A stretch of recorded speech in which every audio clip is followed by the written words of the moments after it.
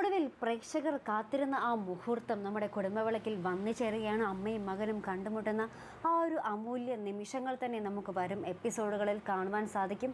അപ്പോൾ ഇന്നത്തെ weekly promo നമ്മൾ പ്രേക്ഷകർ കാത്തിരുന്ന ഒരു കിടിലൻ പ്രൊമോ തന്നെയായിരുന്നു കേട്ടോ.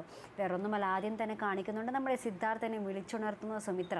സിദ്ധാർത്ഥൻ ഇങ്ങനെ മയക്കത്തിൽ നിന്നും സുമിത്ര ആദ്യം വിളിക്കുമ്പോൾ ഇങ്ങനെ എഴുന്നേൽക്കുന്നില്ല.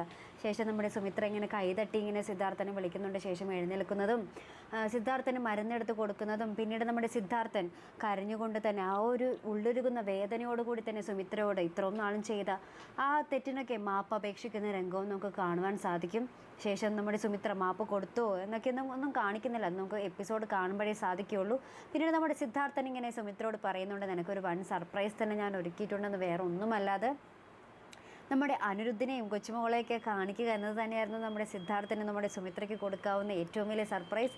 അത് സിദ്ധാർത്ഥൻ നല്ല വൃത്തിയിൽ ചെയ്യുന്നുണ്ട്. നമ്മുടെ അനിരുദ്ധ് സുമിത്രയെ കണ്ടിങ്ങനെ കെട്ടിപ്പിടിക്കുന്നതും നമ്മുടെ സ്വരമോള് അത് സ്വന്തം പേരക്കിടാവാണെന്ന് പോലും അറിയാതെയുള്ളൊരു സ്നേഹമായിരുന്നു അവർ തമ്മിൽ.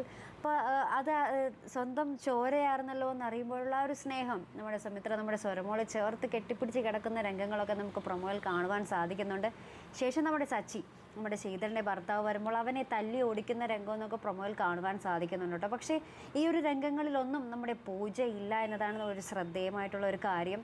പൂജ ആ വീട്ടിൽ തികച്ചും ഒറ്റപ്പെട്ടിട്ടുണ്ടാകും എന്നുള്ളതൊരു കാര്യം ഉറപ്പാണ്. കാരണം ഇവരെല്ലാം ഒത്തുചേരുമ്പോൾ പൂജ പുറത്തുനിന്ന് ഒരാൾ തന്നെ ആയിരിക്കും ഇവർക്കെല്ലാം. അപ്പോൾ അതിനി താങ്ങാനാവാതെ പൂജ അവിടം വിട്ട് പോയിട്ടുണ്ടാകുമോ എന്നൊക്കെ കാത്തിരുന്ന് കാണേണ്ടിയിരിക്കുന്നു. അപ്പോൾ അതിനൊക്കെ ആയിട്ട് നമുക്ക് കാത്തിരുന്ന് കാണാം തുടർന്നുള്ള ഇവരുടെ ജീവിതം, സുമിത്രയും സിദ്ധാർത്ഥനെയും ഇവരുടെ തുടർന്നുള്ള ജീവിതം എങ്ങനെയൊക്കെ ആയിരിക്കുമെന്ന് നമുക്ക് കണ്ടു തന്നെ അറിയേണ്ടിയിരിക്കുന്നു.